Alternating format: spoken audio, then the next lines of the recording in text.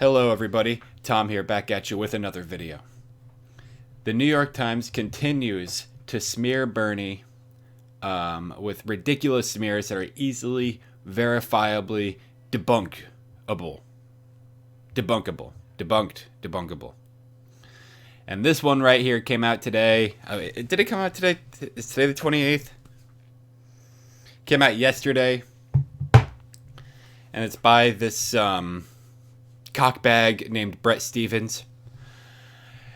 And it's called Why Bernie Scares Me. Sanders seems mostly incapable of admitting past errors of judgment. Okay. Now, the problem with this is it's who is determining that this is an error in judgment. So, and maybe what you think is an error in judgment is really just the correct position. Most of us go through life revising our opinions. At 16, I thought The Fountainhead was a great book. At 18, I realized it was rubbish. At 25, I thought Bill Clinton should be thrown out of office for lying about a consensual dalliance. At 46, I don't know what I was thinking. In 2040, assuming I'm still kicking, I'm sure I'll have misgivings about some of what I wrote in 2020. Maybe that will include this column. Admitting right off the bat that his column is bullshit and giving him some wiggle room in case he wants to get in Bernie's good graces when he becomes the president. To have our convictions knocked sideways by stronger arguments, fresh experiences, contrary evidence, maturing judgment, or simply the honesty of second-guessing minds is how we become educated. The alternative is intellectual stagnation, puerility, and arrogance. It takes a fanatic or a fool to believe that the person who's most right is the one who almost never admits to being wrong. Which brings me to Bernie Sanders. So understand what they're going to be doing here. They're going to be taking one of Bernie's greatest strengths, his consistency, and turning it into a negative. You're going to say, oh, well, he's been saying the same thing for 40 years, and he hasn't flip-flopped on it. That means that he doesn't have intellectual integrity. Meanwhile, his opponents are flip-flopping on everything, which they're going to spin to be a positive. There was a moment in this week's generally awful South Carolina debate, which I briefly warmed to the senator from Vermont when he acknowledged casting a bad vote in 2005 in connection to gun manufacturers. It wasn't that he changed his position to something more congenial to my views, it's that he changed his position at all. So understand, this guy is saying he doesn't even care if he's changing his position to the right position. He just wants to see him change his position. And that could mean changing it from the correct position to the wrong position. And he would still consider that a positive. Okay? So, right off the bat, this guy does not give a fuck about policy. He's just talking about some vague, like sense of Bernie's character, in this article. Nothing about policy. Otherwise, the presumptive Democrat frontrunner communicates a sense of moral and ideological certitude, unrelentingly sustained for decades, that seems to thrill his followers but terrifies me. Other candidates have changed their views on one thing or another over the years, albeit with varying degrees of sincerity. Translation: they were flip-flopping for political expedience. Joe Biden on the war in Iraq, Mike Bloomberg on stop and frisk, Elizabeth Warren on super PACs. So let's take these three examples right here. Joe Biden on the war in Iraq. He's praising Biden here right now for voting on the war in Iraq, which is widely agreed to be one of the worst foreign policy blunders that the United States has ever engaged in. And just because he changed his mind 10 years later. Mike Bloomberg on stop and frisk. Now, he's framing it here like Mike Bloomberg had a come to Jesus moment on stop and frisk in which he was like, oh my God, we've been subjugating black people in my city. This has to stop. But that's not what happened. The only reason stop and frisk ended in the first place was because the Supreme Court deemed it unconstitutional. And Bloomberg was fighting that every step of the way. And he didn't even come out and condemn the policy until a couple days before he started running for president. And he had to do it. So understand, Bloomberg today does not sincerely think that stop and frisk was bad. He's saying that he did because he has to in order to have a chance at being the president. Because if he stuck to his guns and said what he really believed, which is that stop and frisk was a good policy, nobody would vote for him. So out of political expedience, Bloomberg has flip-flopped on stop and frisk just because he's running for president. And Elizabeth Warren on super PACs. Now, Elizabeth Warren said at the beginning of her presidential campaign that she wasn't going to take super PACs. And then when she started losing and had her money drying up, oh, what do you know? All of a sudden, super PACs aren't so bad. So, understand, Joe Biden voted for the war in Iraq and changed his mind. That's being framed as a good thing here. Mike Bloomberg coldly made a political calculation that he can't win the presidency if he is defending stop and frisk, so he flip-flopped on that. And the only reason stop and frisk ended was because of a Supreme Court case ruled it unconstitutional. And Elizabeth Warren on super PACs, that's political expediency. She doesn't have the funds to continue taking small dollar donations from individual donors. So now she's on super PACs. Literally, she started taking super PACs 2 days after she slammed all the other candidates for accepting money from super PACs. Literally just 2 days apart from each other. On the debate stage, me and Klobuchar are the only two people who aren't accepting super PAC money. And then 2 days later, she starts taking super PACs. So these are being framed as a positive thing. Because to this guy, flip-flopping shows that you're willing to admit being wrong. When in reality, flip-flopping is just something that you do for political expediency, okay? Bernie has scruples and is consistent because he actually believes the things he says. And he's not going to change because of something that he deems to be politically expedient. Me and many other people see that as a good thing. Because it means you can trust him. It means that you can believe him when he says he's going to fight for something. If Biden, Bloomberg, or Warren say they're going to fight for something, nobody believes that because they constantly flip-flop. When I was editing this, I realized I just wanted to make a quick addendum to my statement here with regards to what I said about Warren. Warren is actually my number 2 candidate that's running in this election after Bernie. I think Warren has a lot of great policy proposals, and I do think that she is on the side of working people and not the rich and powerful and special interests like Biden and Buttigieg are. And Bloomberg and himself is a special interest. So Warren is head and shoulders above those people. I said this stuff about Warren not so much to criticize her as being bad, but more so to criticize Brett Stevens and this article for smearing Bernie. One person he left out of here, who's also in the race, is Pete Buttigieg, who at the beginning of his campaign, when he was still in the exploratory committee phase, was very positive on Medicare for All.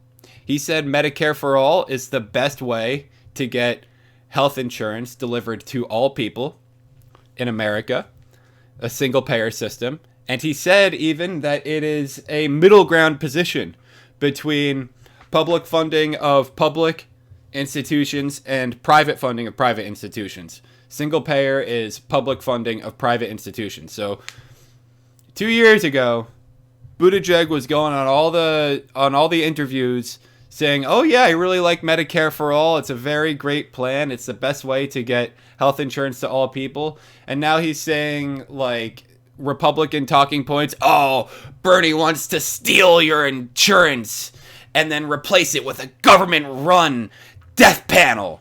So Understand. Bernie is not a flip-flopper. He believes what he says, and that's being framed as a negative here. Not Bernie.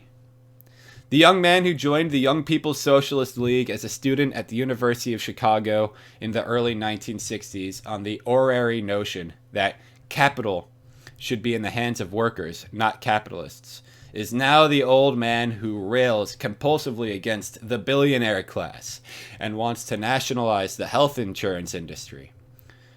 Oh no. Somebody who rails against the billionaire class and wants to nationalize the health insurance industry. Oh no, what will he ever do? He isn't entirely letting go of Fidel Castro's achievements either, even if it risks Florida's 29 electoral votes. Yes, because he doesn't just change his position on things to get votes. That's what people like about him. He's willing to sacrifice Florida in order to maintain intellectual integrity. That's a good thing. The other candidates will say whatever they have to say to get votes somewhere. And it's fucking crazy. How can you trust somebody like that? Yes, literacy in Cuba, largely for purposes of indoctrination, is high. And Sanders thinks he has a moral obligation to affirm this. Now, Sanders thinks he has a moral obligation to affirm this. I don't think he does think that. The only reason he ever brings it up is because people keep trying to give gotchas at him. Like, the only reason this is in the news at all is because people keep trying to play gotcha with Bernie. Okay, Bernie, in 1980, you said good things about Castro, even though he was a dictator. And then he has to say, listen, what I said is Castro made huge achievements in education and healthcare, but I condemn his authoritarian practices. That's what I said in the 80s. That's what I still believe today. And they say, oh, well, you love Castro then, and you must love all dictators. And it's like, dude, fuck, you're a journalist. This is the New York Times. Is there no room for any amount of nuance? It's like Castro's either all good or all bad. And you can't say, well, the dictatorial authoritarian stuff was bad. But let's not say it was all bad. He did make achievements in literacy. He brought the country up to like 99% literacy. That's also good. There was good things and bad things. Somehow the entire media right now has become so one-dimensional that something has to either be all good or all bad. And it's crazy to me. It's crazy. Well, it's not crazy if you think about it, because the only reason they're taking this stance is because it benefits them in this smear campaign against Bernie, who is a threat to their current power structure. This isn't to say that everything Sanders ever thought as a young man and still thinks today is wrong. At Chicago, he helped force the university to end segregation in its private housing. He made the definitive case in the pages of the college newspaper for the right of students to have sex. He joined Martin Luther King Jr.'s March on Washington for Jobs and Freedom in 1963. These are things of which the senator can be proud. Other things, not so much. So he gives Bernie a little bit of credit here for having correct positions. But understand, the previous paragraph, he's basically saying that Bernie is saying that Fidel Castro is all good because he said that Fidel made progress in literacy in Cuba, even though he's still a horrible authoritarian dictator. That's what Bernie said. So let's actually watch the clip as some proof. We're very opposed to the authoritarian nature of Cuba. But it's unfair to simply say everything is bad. When Fidel Castro came into office, you know what he did? He had a massive literacy program. Is that a bad thing? Even though Fidel Castro did it? There's a lot of dissidents imprisoned in Cuba. That's right, and we condemn that. Okay, that goes on. So, he said he condemns the authoritarian aspects of the regime. But it's not fair to say that everything the man did was bad. That's what he said. And this guy's saying Sanders has a moral obligation to affirm this. No, he doesn't think that. He only said it because he's defending himself from the constant smears. So yes, Sanders keeps saying this because they keep smearing him with it. He doesn't think he has a moral obligation to affirm it. He just has a moral obligation to defend himself against the disingenuous smears. He was affiliated with the Trotskyite Socialist Workers' Party when it was shilling for the Khomeini regime during the Iran hostage crisis. This is something I don't know about. Gotta research this. He shilled for the Ortega regime in Nicaragua in the 1980s while denouncing skeptical journalists as worms. Once again, something else I want to look into. I want to hear the actual quotes. Because when they don't give you the actual quote, you just know it's disingenuous. In 1985, as mayor of Burlington, Vermont, he made the case for breadlines. Sometimes American journalists talk about how bad a country is because people are lining up for food, he said. That is a good thing. In other countries, people don't line up for food. The rich get the food and the poor starve to death. Now, here's the thing. Here's the thing about this. This is an actual quote, which is good. This is something he said in 1985, right? Now, what's the whole premise of this article? That Bernie never changes his mind on anything and that that's bad. Do you really think that Bernie would be defending breadlines if you asked him about it today? Do you think that? I don't, honestly. My guess is that Bernie would not defend breadlines if you asked him today. So what is it? Are you saying that it's bad because he said something bad in 1985? Or are you saying that it's bad because he said good and bad things in 1985 and he hasn't changed his positions on them? Because 100% guarantee certainty. If you brought this up to Bernie, he would say, of course, I don't support breadlines. Which would be him changing his position on something. Which would kind of deflate this whole article. This isn't just a callous comment. It reveals a whole substructure of political ignorance and moral idiocy that was altogether common among Sanders' wing of the political left, both in the US and abroad. Some members of that wing, like Germany's Joschka Fischer or France's Bernard Kouchner, came honestly and openly to grips with their youthful errors, which condemns them, and more importantly, changed their minds on fundamental questions. I know of no similar decisive break by Sanders with his past comments and associations. And he's now going to proceed to show Sanders making decisive breaks with his past comments and associations. He now downplays his associations with the Socialist Workers' Party and clears his throat about his opposition to the Castros and Ortegas of the world. Good for him. It's not for me to doubt his sincerity. So look at this. He just contradicted himself in 2 sentences. 3 sentences. I know of no similar decisive break by Sanders of his past comments and associations. He now downplays his associations with the Socialist Workers' Party. He now clears his throat about his opposition to the Castros and Ortegas of the world. So, yes, he is. He's condemning Castro and Ortega. He's downplaying his association with the Socialist Workers' Party. This is like Orwellian. He's literally saying 2 things at once.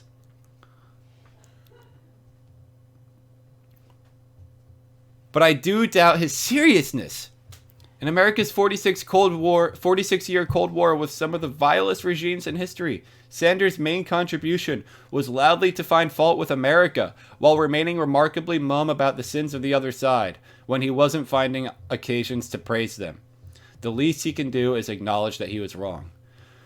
But you're assuming in the premise there that he was wrong to criticize America. Does Bret Stephens really think that America was blameless in the Cold War? Really? Or does he just think that, oh, well, we're on Team America, so you have to only say good things about America? No, America has done bad things. A lot of times when Bernie criticizes America, it's for our embedded belief that we are the world's police and that by logical necessity, anything we do in terms of foreign policy is automatically good because we are doing it. And that's just not how it works. Okay? The US is constantly engaged in multiple regime change efforts all over the world. We're doing it in Iran now. We did it in Nicaragua back in the 80s with Iran-Contra. We did it in Iraq, and look what happened there. And Bret Stephens says that if you criticize these things, then you are actually in favor of the regimes that the U.S. was trying to overthrow. Well, that's not the case. You can be critical of immoral actions that the U.S. government takes against other immoral regimes, okay? Because it's not the U.S.'s place to pick and choose who rules what over the world. If there's going to be a global consensus about trying to tackle some humanitarian crisis around the world, that's one thing. But the United States saying, we're going to install our own dictator, that is wrong.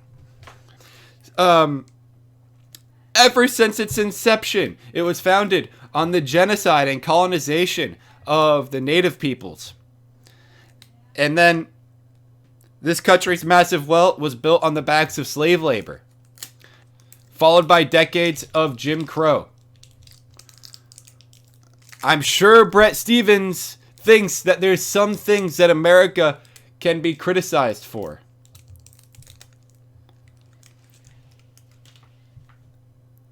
But when Bernie Sanders criticizes America, he's like, "Well, you're American. How can you criticize your team?" Are you fucking serious? The Cold War is long over, and Sanders deserves to be judged chiefly on the merits of his proposals and the strength of his character. I have serious doubts on the first score, his proposals, but that's for future columns. For now, what needs saying is that a man who refuses to make an honest break with the worst convictions of his youth should never be entrusted with the presidency. So what, you'd rather have Trump? Is that what you're saying? You'd rather have somebody who lies constantly than have somebody with scruples and moral and intellectual convictions. That's what this whole article is about. He's saying Bernie has political and ideological convictions and that's bad. Like, I don't know. Does he think that Bernie is just being consistent because it plays well with his voters? Does he think that Bernie is incapable of admitting errors? Because he admits in this article that Bernie has admitted his errors in the past. And then the other thing I want to say about this is also framing what Bernie said as wrong in a lot of cases. Especially with this paragraph right here. In America's 46-year Cold War with some of the vilest regimes in history, Sanders' main contribution was to loudly find fault with America. Now you have to understand, this is assuming that there was this right here, this statement is assuming that Sanders was wrong because there was no reason to find fault with America during the Cold War. Which is absolutely absurd. And this kind of thing is rampant throughout this entire article. So he's going back and forth between saying Bernie never changes his positions, and that's bad. Even if he has the right position and he doesn't change it, that's bad because I want to see him change his positions. And at one point he says, Bernie changed his position on something right here in connection with casting a bad vote in 2005 about gun manufacturers. And I like that. Not because he changed his position to the right position, but just because he changed his position. So saying this isn't about policy. This isn't about proposals. This is about Bernie just changing his mind on stuff. Like, to this guy, Bernie could come out in favor of slavery, and that would be a good thing because he wasn't in favor of slavery yesterday. And then later he's just criticizing him for having bad statements in the past that he has changed his mind on. So it's all over the place.